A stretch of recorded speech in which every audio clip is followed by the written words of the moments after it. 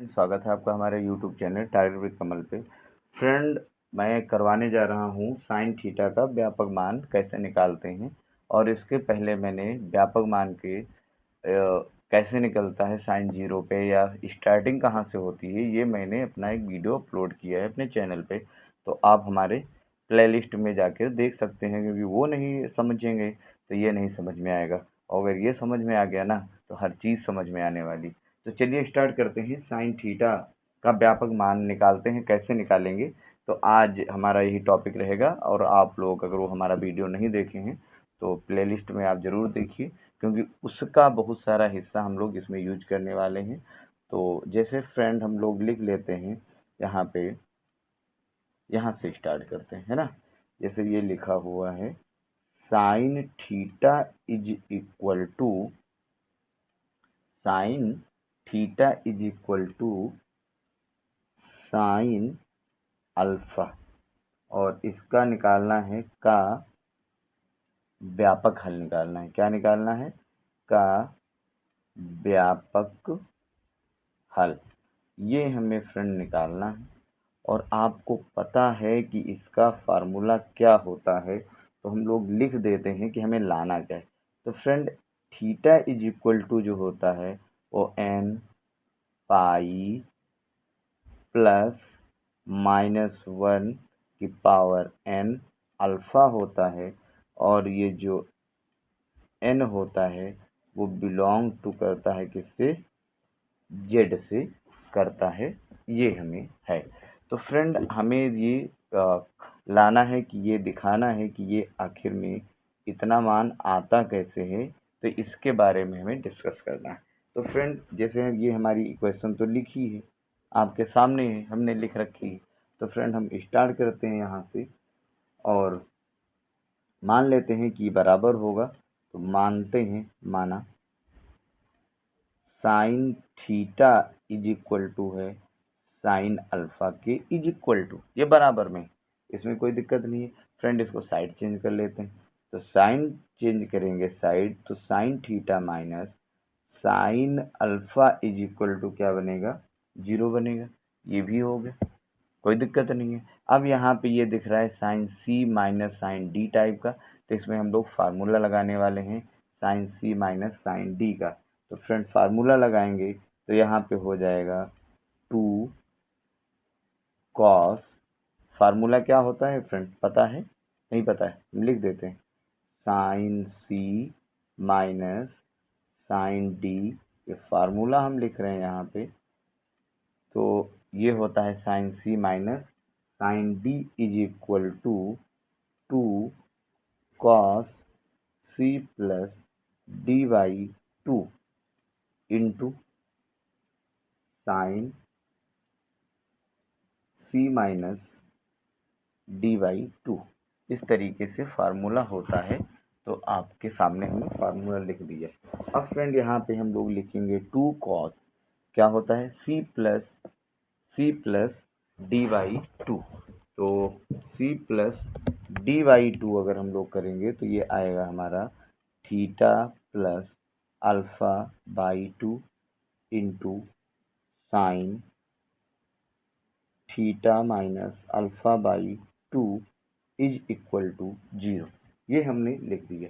अब फ्रेंड, दोनों हमारे 0 के इक्वल हैं, तो एक बार इसको हम 0 के इक्वल ले लेते हैं, और एक बार इसको 0 के इक्वल लेंगे। तो हम लोग लिख सकते हैं 2 कॉस थीटा प्लस अल्फ़ा बटा 2 इज इक्वल टू 0। ये हम लोग लिख लिए हैं। अगर ये 0 हम के साइड में ले जाना चाहें इस 2 को, तो लिख सकते हैं कॉस थीटा प्लस अल्फ़ा बटा 2 इज इक्वल टू 0। इस तरीके से हो जाएगा। इसके पहले वाले वीडियो मैंने आपको बताया था कि cos theta is equal to 0 होगा, तो थीटा का जो व्यापक मान होगा वो 2n प्लस 1, और ये होगा आपका पाई बाई 2। ये हमने बताया है। ये कैसे आता है, किस तरीके से आया है, ये आपको हमारा इसके पहले का वीडियो देखना पड़ेगा, तो आप वहाँ से देख लीजिएगा। तो यहाँ पे हम लिख सकते हैं इसको थीटा के व्यापक मान के लिए। तो फ्रेंड इसको अगर हम लोग लिखना चाहें तो लिख सकते हैं cos theta plus alpha by 2 is equal to cos, इसको लिख सकते हैं 2n प्लस 1 और pi by 2। Friend cos cos remove हो जाएगा, तो हमारा बचेगा theta plus alpha by 2 is equal to 2n plus 1 pi by 2। इस तरीके से ये हमारा बच जाएगा। यहाँ पे ये 2 और ये 2 दोनों साइडों में है, ये रिमूव हो जाएगा और इसके आगे हमारा बचेगा theta plus alpha is equal to 2n plus 1 और ये बचेगा पाई, ये बच जाएगा। इसको साइड चेंज करेंगे क्योंकि हमें थीटा दिखाना है, तो theta is equal to 2n plus 1 pi minus alpha आएगा, इतना आएगा और इसको हम पहला समीकरण लिख देंगे, यानी कि फर्स्ट इक्वेशन लिख देंगे। अब फ्रेंड ये इस पार्ट की बारी है, लोग लेते हैं तो यहाँ से लिख लेते हैं। जैसे ये हमारा दिया हुआ है कितना, sine theta minus alpha by 2 is equal to 0। तो इसको अगर हम लोग लिखना चाहें तो फ्रेंड इसको हम लिख सकते हैं sine theta minus alpha by 2 is equal to sine n पाई।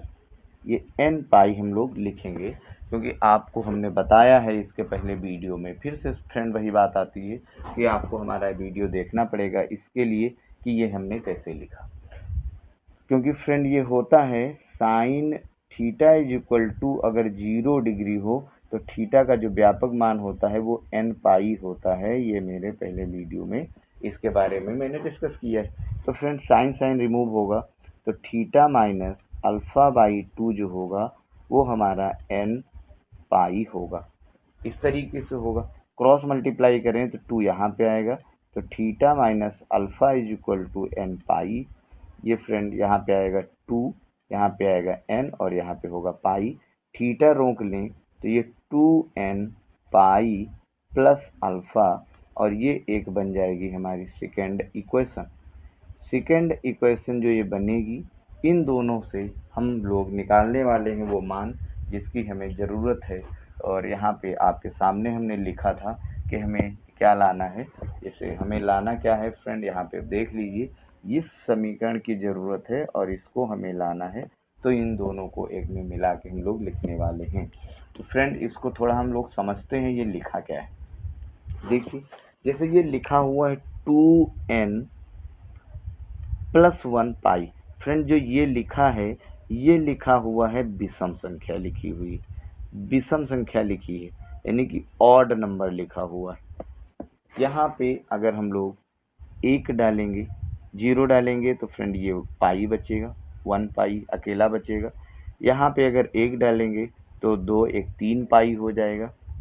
और फ्रेंड इसलिए ये ऑड नंबर है, तो यहाँ पे इसको हम इस तरीके से भी लिख सकते हैं theta is equal to 2n plus 1 pi plus minus 1 की पावर 2n प्लस 1 अल्फ़ा। अब आपको लग रहा होगा कि ये यहाँ पे क्या बता रहे हैं, तो फ्रेंड यही है, क्योंकि अगर ये हम यहाँ पे प्लस लगा दिए हैं और -1 कर दें तो आपको पता है कि अगर कोई संख्या -1 जैसे मैंने लिखा है, इसकी पावर अगर विषम होगी तो आंसर माइनस में ही आना है। जैसे -1 की पावर 1 किया जाएगा तो -1 आएगा, -1 की पावर 3 किया जाएगा तो -1 आएगा। और फ्रेंड ये विषम संख्या है तो इसकी पावर हमने विषम लगा दिया है, विषम करते जाएंगे ये -1 आता जाएगा। ये आपको क्लियर है। इसी तरीके से अगर इस वाले में हम लोग दिखाएंगे तो फ्रेंड इस वाले में दिखाने का मतलब है ये लिखा हुआ है सम संख्या। तो अगर हम थीटा इज इक्वल टू इसको लिखना चाहें तो 2n पाई प्लस -1 की पावर यहाँ पे लिख सकते हैं 2n पाई अल्फ़ा। ये हम लिख सकते हैं, क्योंकि आपको पता है कि इसको अगर हम लोग इस तरीके से लिखेंगे तो आपको पता है कि -1 की पावर अगर सम होगी, जैसे 2 होगी तो 1 आएगा, 1 की पावर 4 होगा तो 1 आएगा। तो सम अगर आएगा तो इसका मतलब हुआ कि ये हमारा जो ये लिखा है वही, ये जो लिखा है वही इसको हमने लिख रखा है।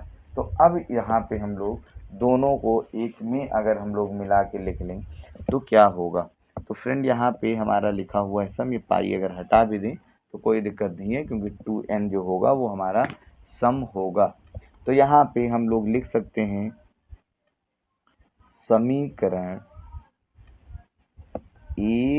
समीकरण एक व दो का संयुक्त रूप।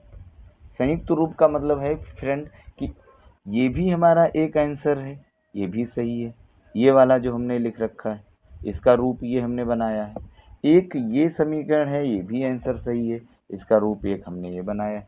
तो फ्रेंड अगर दो एक ही क्वेश्चन को कि दो समीकरणें बनाई जाएं तो कहीं ना कहीं ये उससे ज़्यादा अच्छा होगा कि दोनों को एक में मिला लिया जाए और कुछ ऐसे टर्म हो कि जब भी हम लोग कुछ अप्लाई करें तो दोनों समीकरणें बन के आए। तो फ्रेंड दोनों को अगर हम लोग मिला के लिखेंगे तो हमारा थीटा इज इक्वल टू जो आएगा वो n पाई प्लस -1 की पावर n और अल्फ़ा होगा, और यही हमें लाना था।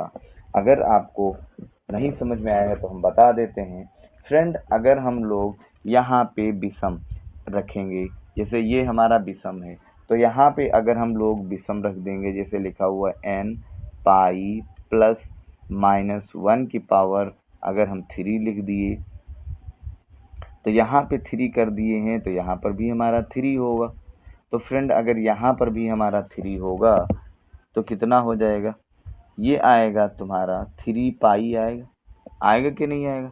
और ये -1 की पावर 3 है, इसका मतलब माइनस होगा और ये अल्फ़ा आ जाएगा। अब अगर आपको लग रहा होगा कि यहाँ पे जो आपने लिखा है ये वाला, इसमें तो ऐसा नहीं आ रहा, तो फ्रेंड आएगा। अगर हम लोग n की जगह पे जैसे हम लिख दें कितना, 1, n इज इक्वल टू कितना लिखें, 1। यहाँ पे n इज इक्वल टू हम लोग अगर रखेंगे तो 1 रखेंगे, 3 रखेंगे, 5 रखेंगे, विषम रखेंगे। तो फ्रेंड 1 रख के देखो ना यहाँ पे, तो 1 रखोगे तो कितना आएगा, देखो 2 इंटू 1 प्लस 1 और यह आएगा पाई माइनस अल्फ़ा, और यह आएगा 2 प्लस 1 और ये हो गया पाई माइनस अल्फ़ा, कितना होगा 3 पाई माइनस अल्फ़ा। आया कि नहीं आया, आया।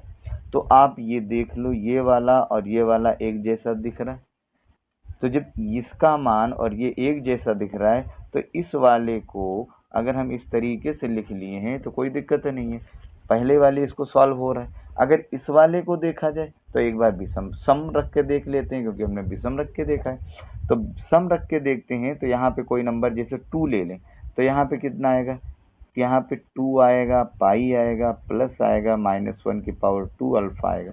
फ्रेंड यहाँ पे ये सम है और अभी मैंने बताया इसका पावर प्लस में -2 होगा तो इसका आंसर प्लस में आएगा। तो यहाँ पे आएगा तुम्हारा 2 पाई और यहाँ पे प्लस कितना आएगा, अल्फ़ा आएगा। फ्रेंड यही तो आएगा।